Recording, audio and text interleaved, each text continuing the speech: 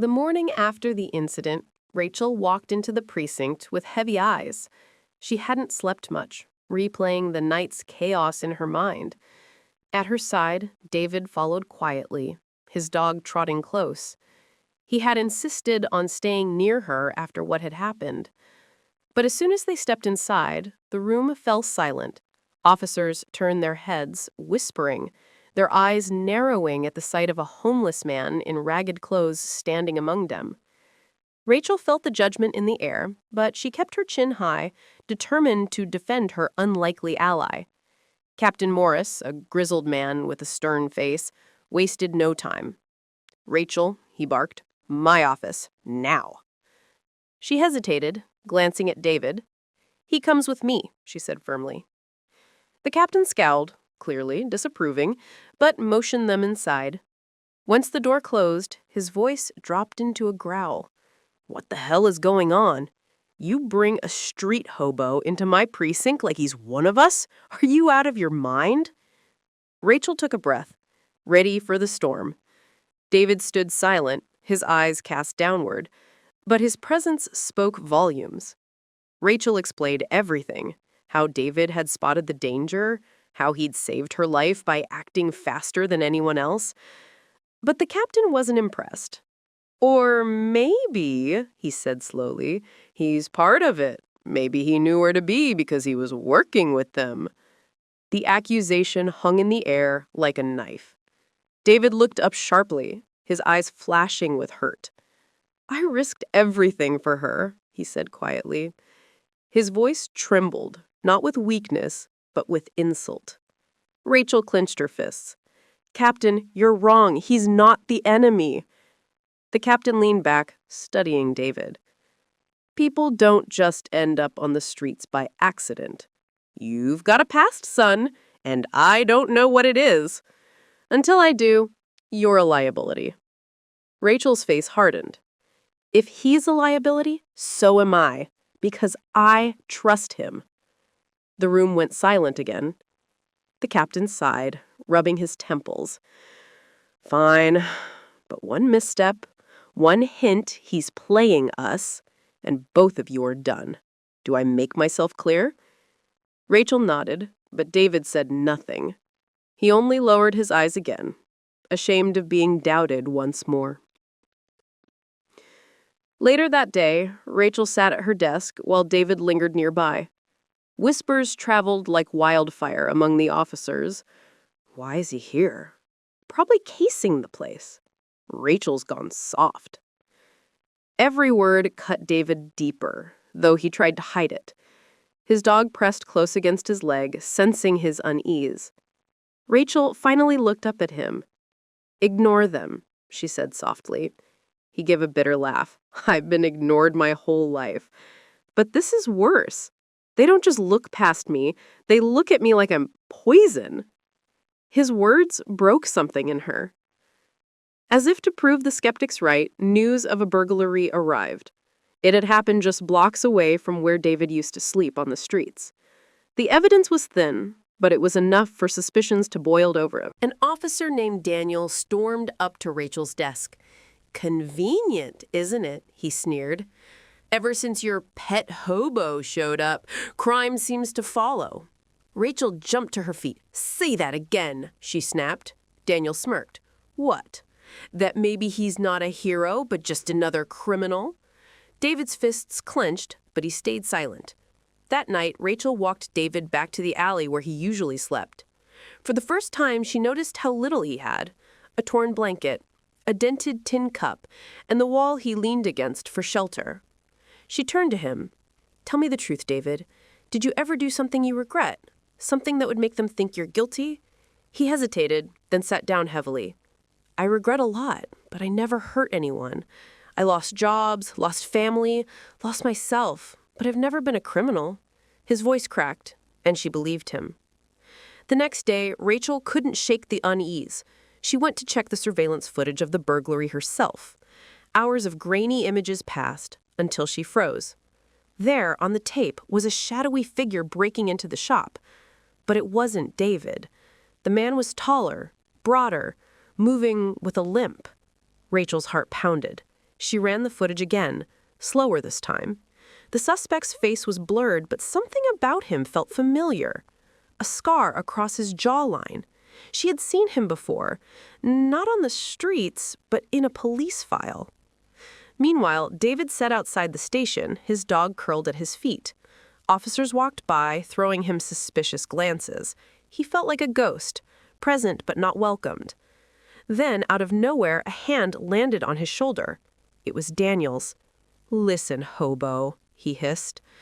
"I don't know what game you're playing, but if Rachel gets burned because of you, I'll personally see you thrown in a cell. Got it?" David stared at him, calm but defiant. "You're blinded by your hate," he said. "One day, you'll see I'm not your enemy." Rachel burst out of the station minutes later, clutching the footage. "David, I found something," she whispered urgently.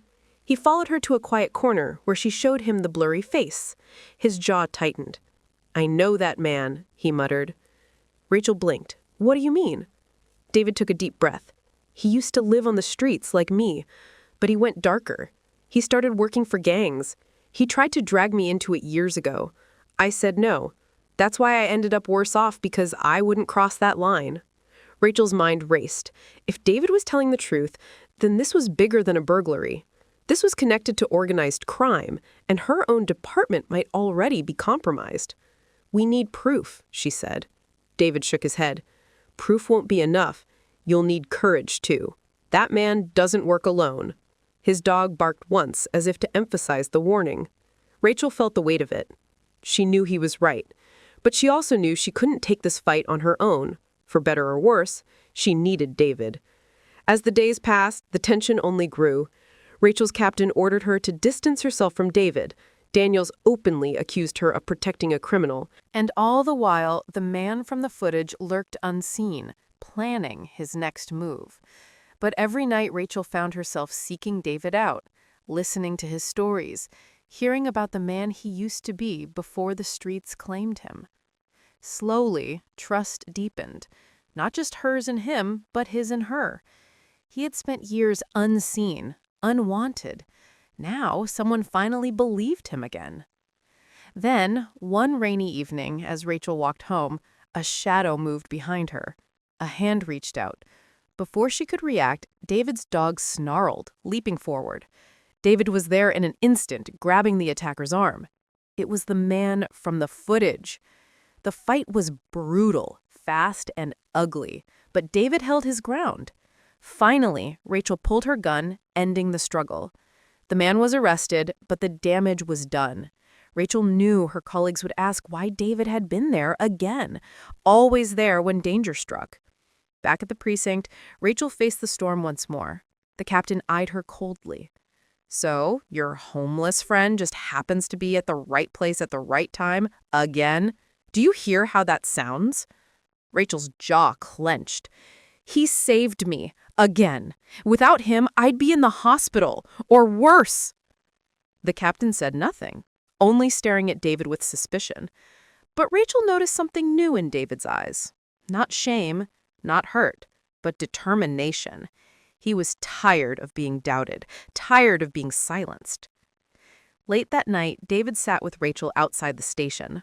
Rain pattered on the pavement, his dog resting between them. "They'll never trust me," he said softly. Rachel turned to him. "Then we'll show them. We'll prove you're more than what they think." He gave her a small smile, one that almost looked like hope. For the first time in years, he felt like he wasn't just surviving. He was fighting, not just for himself, but for someone who believed in him. And that fight was only just beginning. The morning after the scarred man's arrest, the precinct was buzzing. Officers exchanged uneasy glances as Rachel walked in with a David trailing behind her. The news had spread fast. The suspect had gang connections stretching across the city. But what unsettled everyone more was that he had called David's name during interrogation. "He'll pay," the man had snarled. Rachel had been there, and she hadn't missed the way David's face tightened, as though he had expected it. Now she could feel the entire department's suspicions weighing heavier than ever. Captain Morris summoned her immediately. His office smelled of stale coffee and tension. "Rachel," he began, his voice gravelly, "you've crossed a line. This isn't just about some hobo anymore. That man, your so-called ally, is connected to a dangerous gang. I want him out of your life, out of this building, today!" Rachel clenched her fists. "Sir, David isn't the enemy. He's their target. That means we need him." The captain slammed his fist against the desk. "No, it means he's a liability I can't afford. Get rid of him, or I'll do it myself." Outside the office, David sat with his dog watching officers pass by. Their eyes lingered, filled with suspicion and disdain. When Rachel stepped out, her face was pale. "They don't want me here anymore," David said quietly. She hesitated before answering. "They think you're connected. They don't see what I see." His lips curled into a bitter smile. "They never do." His dog nudged his leg as if urging him to stay strong. Rachel touched his arm gently. "Don't give up. I won't let them push you away." That night, Rachel insisted on walking David back to the alley, where he sometimes slept. They stood under the weak glow of a streetlight, the city humming faintly around them. "You don't belong here," she whispered. David gave a hollow laugh. "Where do I belong, Rachel? I'm too dirty for the rich, too clean for the gangs, too broken for everyone else." His words cut deep. She wanted to argue, to tell him he wasn't broken. But before she could, a shadow moved across the alley, and the sound of footsteps echoed behind them. Rachel's instincts kicked in instantly. She pulled her gun, aiming toward the darkness. David's dog growled, teeth bared. From the shadows, two men stepped forward, their leather jackets marked with the same insignia she had seen in the file, the gang tied to the scarred man. "We've been looking for you," one sneered, pointing at David. "Our boss doesn't like traitors." David stepped forward, shielding Rachel instinctively. "I'm not one of you. Never was." The man laughed coldly. "Doesn't matter. You're as good as dead." The air grew heavier. The fight erupted fast. One man lunged with a knife, but David's dog leapt forward, snapping at his arm, throwing him off balance.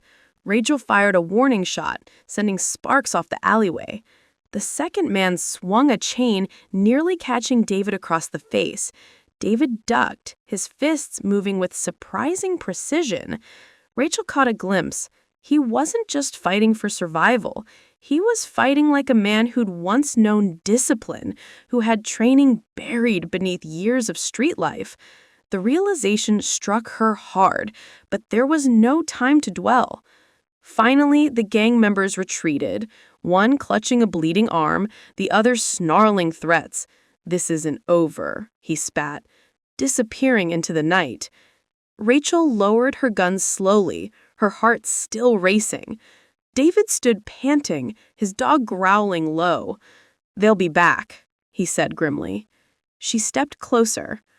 "Then we'll be ready." For the first time, she noticed how close they stood, how his eyes weren't just filled with fear anymore, but with something deeper, determination mixed with wariness. It was the look of a man who'd carried too many battles alone. The next day, Rachel confronted the captain with the truth. "They're targeting him," she insisted. "You push him away, you'll hand him to them. Is that what you want?" Captain Morris shook his head. "Rachel, you're blinded. You don't even know who he really is or where he came from." She slammed a file on his desk, the evidence from the burglary footage. "I know he's not a criminal.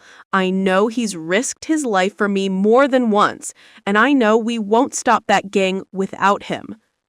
The captain's silence said everything.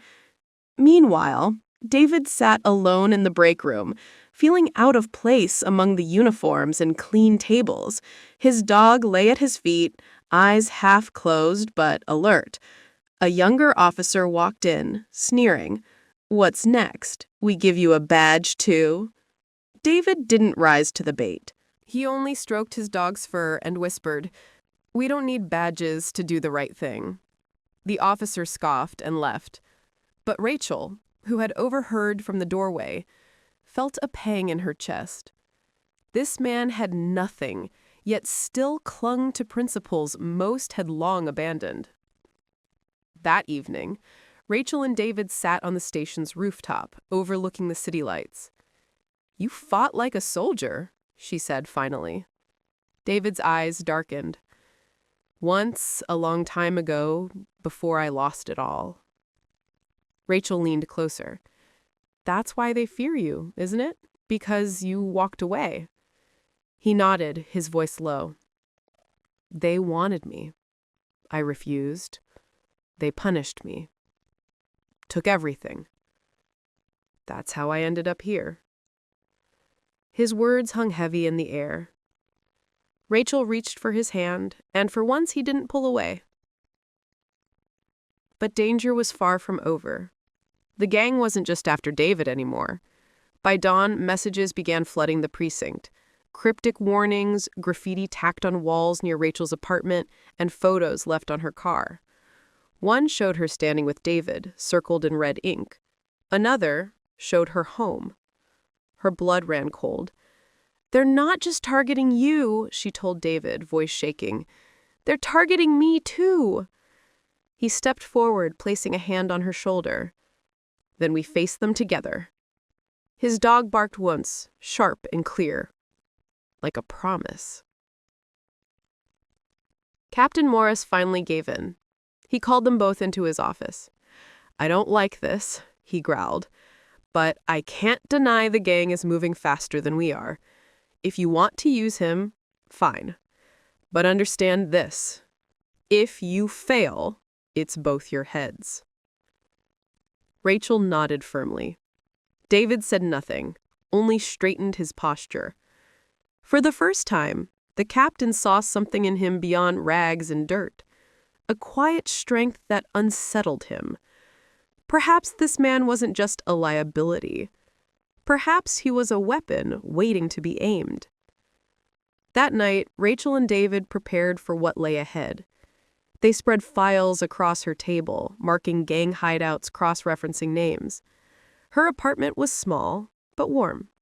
A stark contrast to the cold alleys David knew. As his dog curled on the rug, Rachel looked at him. "Why do you keep fighting, David, after everything?" He paused, staring at the flickering lamp. "Because if I stop, then they win, and I can't let them win." His answer was simple, but it carried the weight of years of survival. Rachel felt a spark of admiration and something more. The following evening, they set out together. The plan was risky. Infiltrate one of the gang's warehouses, gather proof, and expose the network. Rachel disguised herself, David relied on his street knowledge, and the dog acted as their silent guardian. As they moved through the shadows, David whispered directions only someone who had lived on the margins could know. Rachel realized just how much the streets had sharpened him, turned him into a guide no officer could ever be. In the silence, a bond grew stronger than she expected. Inside the warehouse, they found more than they bargained for. Crates filled with weapons, documents detailing bribes to officials, and lists of names, officers included. Rachel's blood ran cold. "They've infiltrated the department," she whispered. David clenched his fists. "That's why they hate me. I know too much." Suddenly, voices echoed. The gang had returned. Rachel and David ducked behind a stack of crates, their hearts pounding. His dog growled low, ready to defend. Rachel gripped her gun, but David placed a hand over hers. "Not yet. We wait." The minutes crawled by as gang members moved closer. Rachel's breath caught, her mind racing. David leaned close, whispering, "Trust me." Then, with a sudden motion, he tossed a metal can across the floor. It clattered loudly, drawing the gang's attention. While they turned, he guided Rachel and the dog through a back exit. They escaped into the night, adrenaline surging. Outside, Rachel turned to him. "How did you know that would work?" He smirked faintly. Survival teaches you tricks no academy ever will. For the first time, she laughed, despite the danger. Back at the precinct, Rachel laid out the evidence. The captain's face turned ashen as he saw the names of officers tied to the gang. This could destroy us, he muttered. Rachel stood tall. Or it could clean us. But even as she spoke, she knew the fight wasn't over. The gang wouldn't stop until they silenced David, and now her too. For Rachel, this was no longer just about justice. It was about survival, loyalty, and a man she never expected to trust. As dawn broke, David stood outside, the city stretching before him. His dog pressed close, warm against his leg. Rachel joined him, her hair damped from the morning mist. "We made it through the night," she said softly. He nodded. "But the war is just beginning." She met his gaze, and for a fleeting moment, neither felt alone. The streets had shaped him into a ghost. She had dragged him back into the light. Together, they weren't just fighting crime. They were fighting to prove that even the forgotten had a place in this world. The night felt heavier than usual. Rachel and David both sensed it. A storm was coming, and not the kind that brought rain. The gang had been humiliated twice, and men like that didn't forgive. David walked the streets with his dog at his side, Rachel beside him, each of them glancing over their shoulders. It wasn't paranoia, it was instinct. "They're going to make a move tonight," David muttered. Rachel tightened her grip on her jacket. "Then we'll be ready. Together." But deep down, both wondered if they truly were. The attack came faster than expected. A black van screeched to a halt outside Rachel's apartment. Before she could react, masked men poured out, guns flashing. David shoved her to the ground just as bullets tore into the brick wall behind them. His dog barked furiously, lunging at the nearest man, forcing him back. Rachel rolled, drawing her weapon and firing, hitting one attacker in the leg. But they were outnumbered. For every one they pushed back, two more appeared. David grabbed Rachel's hand. "We can't fight them all. We have to move." They ran through the alleyways, hearts pounding, the sound of boots and shouts echoing behind them. David's dog stayed close, weaving through shadows with uncanny loyalty. Rachel fired behind her to slow the pursuit, but David knew it wouldn't last. "They want me," he gasped. "I'll draw them off." Rachel stopped in her tracks, eyes blazing. "Don't you dare. We finish this together." For a moment, the chaos faded, replaced by something raw and unspoken. Then the gang turned the corner and the chase began again. At last, they burst into the warehouse district. David stumbled to a halt, chest heaving. "This is it," he said, pointing to a familiar building, the same warehouse where they had uncovered the files. "They'll come for us here, but maybe we can turn it against them." Rachel frowned. "You've thought about this?" David nodded grimly. "Survival means knowing every trap, even the ones that kill." His dog whined softly, as if sensing what lay ahead. Rachel squared her shoulders. "Then let's set the stage." Together, they prepared for the final stand. Inside the warehouse, shadows stretched long across the floor. David moved swiftly, stacking crates, setting loose objects where they could be used as distractions. Rachel checked her gun, loading the last bullets she had left. Not much, she admitted. David found a length of pipe and gripped it tightly. Enough. They exchanged a glance, not fear, not doubt, but silent agreement. The dog sat near the entrance, growling low, ready to alert them. The sound of engines outside grew louder. They didn't have to wait long. The final battle had arrived. The doors burst open. Dozens of men poured in, led by the scarred man himself, free, furious, and hungry for blood. "You should have stayed forgotten," he snarled, pointing at David. "Now you die with her." David stepped forward, pipe in hand, his voice steady. "Not tonight." The clash was immediate. Rachel fired, taking down two attackers. David swung with brutal precision, his ears on the street turning into raw survival instinct. His dog leapt into the fray, snapping and tearing, forcing the men back. Chaos consumed the warehouse. Rachel fought like she had never fought before. Every shot was deliberate, every movement driven by adrenaline and the need to protect. Beside her, David was relentless, his blows fueled not by rage but by sheer will. For the first time, Rachel saw the soldier he had once been. The scarred man pushed through the fight, locking eyes with David. "You don't belong here," he growled. David tightened his grip on the pipe. "Neither do you." They charged at each other, and the warehouse seemed to shrink around them. The fight between David and the scarred man was brutal, hand to hand, no mercy. Blows landed heavy, bones cracked, blood spilled. Rachel tried to help, but gunfire pinned her down. David's dog lunged into the scarred man's arm, giving David the opening he needed.